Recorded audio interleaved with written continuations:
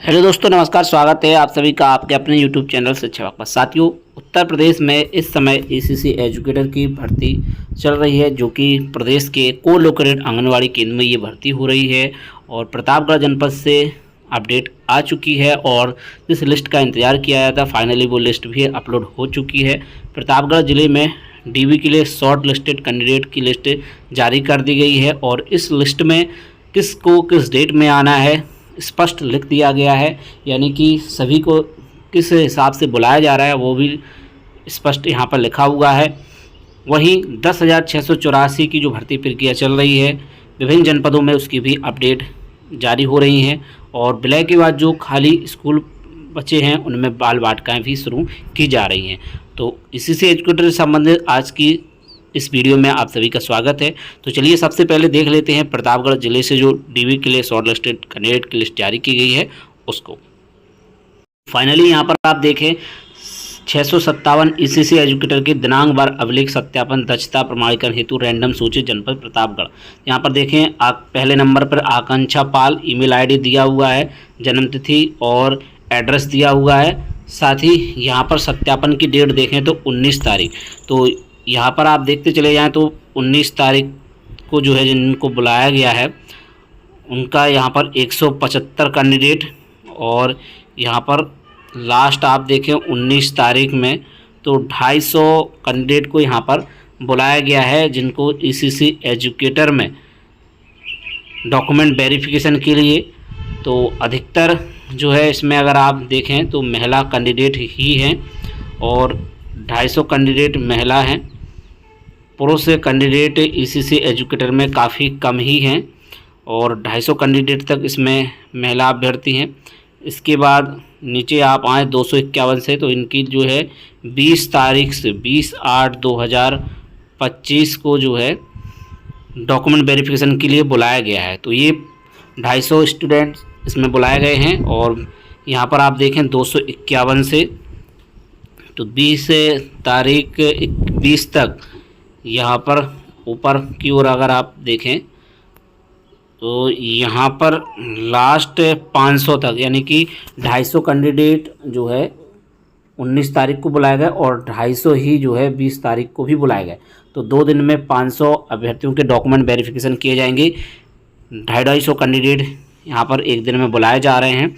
आप यहाँ पर देख सकते हैं अधिकतर महिला कैंडिडेट ही हैं। यहाँ पर आप देखें संतोष कुमार गुप्ता 500 नंबर पर पुरुष वर्ग में हैं और जो है प्रतापगढ़ जनपद से ही हैं। इनका जो है 20 तारीख को यहाँ पर डॉक्यूमेंट वेरिफिकेशन होना है।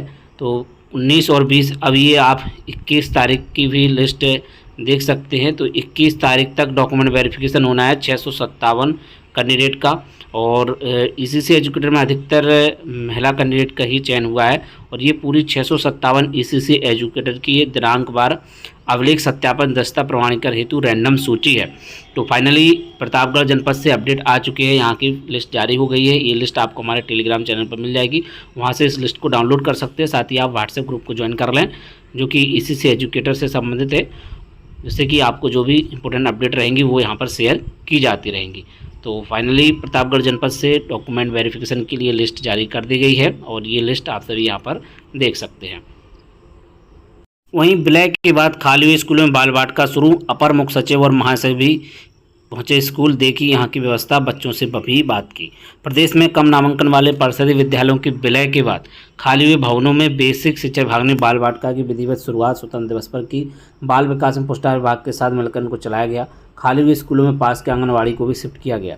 राजधानी अपर मुख्य सचिव दीपक कुमार खुद मोहल्लागंज के एक स्कूल पहुंचे। उन्होंने यहाँ व्यवस्था देखी, आवश्यक निर्देश दिए, साथ ही बच्चों से बात की, उनको चॉकलेट भी दी। वहीं महाशय स्कूल शिक्षक कंचन वर्मा ने लखनऊ के बक्सी के तालाब में आदर्श बाल वाटिका विश्रामपुर का शुभारंभ किया। इससे पहले उन्होंने यहाँ झंडारोहण भी किया। उन्होंने कहा कि राष्ट्रीय शिक्षा नीति 2020 छोटे और सीमित उपयोग वाले स्कूलों, बड़े और अधिक संसाधन वाले स्कूलों में समेकन में बल देती है।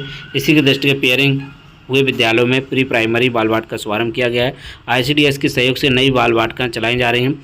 तब बेसिक विभाग द्वारा अवसंरचनात्मक और अकादमिक सुविधा उपलब्ध करा रहा है।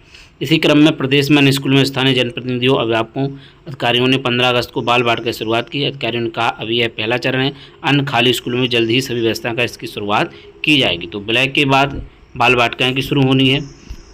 वहीं तो दो जगह पढ़ाएंगे शिक्षक। पेयरिंग के वाले बेसिक स्कूलों में शिक्षकों को अपने नए स्कूल साथ ही पुराने स्कूली बाल वाटिका में भी पढ़ाना होगा।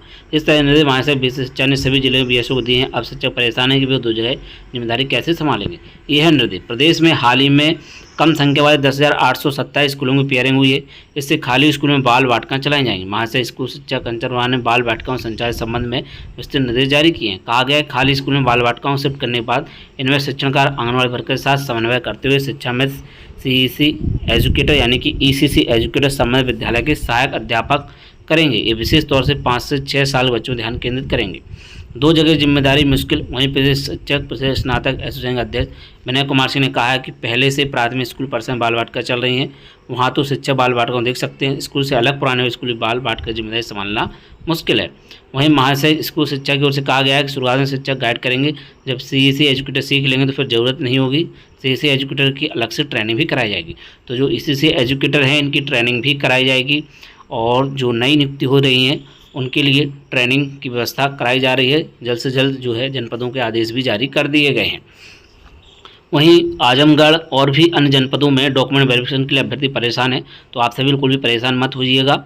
बहुत ही जल्द आप सभी को इन जनपदों से डॉक्यूमेंट वेरिफिकेशन के लेटर जारी होने वाले हैं। आजमगढ़ जनपद में और भी अन्य जनपद हैं जहां पर अभी तक डीबी के लिए नोटिस जारी नहीं हुआ है, तो जल्द आपको नोटिस देखने को मिल जाएगा। जो भी इंपॉर्टेंट अपडेट रहेगी इन जनपदों से आप सभी के बीच शेयर की जाती रहेगी। फिलहाल प्रतापगढ़ जनपद की लिस्ट जारी हो चुकी है और आप नाम देख सकते हो और जिस डेट में आपका डीबी होना है उस डेट में ही आप जाइएगा और लिस्ट को ज़रूर देखिएगा, क्योंकि लिस्ट में डेट वाइज दिया हुआ है किस कैंडिडेट को कब डॉक्यूमेंट वेरिफिकेशन के लिए जाना है। तो साथियों इसी एजुकेशन संबंधित आज की महत्वपूर्ण अपडेट बस इतना ही। और भी अन्य अपडेट के लिए बने रहें आप हमारे यूट्यूब चैनल शिक्षा विभाग पर। तो मिलते हैं आप किसी नेक्स्ट वीडियो में। जय हिंद।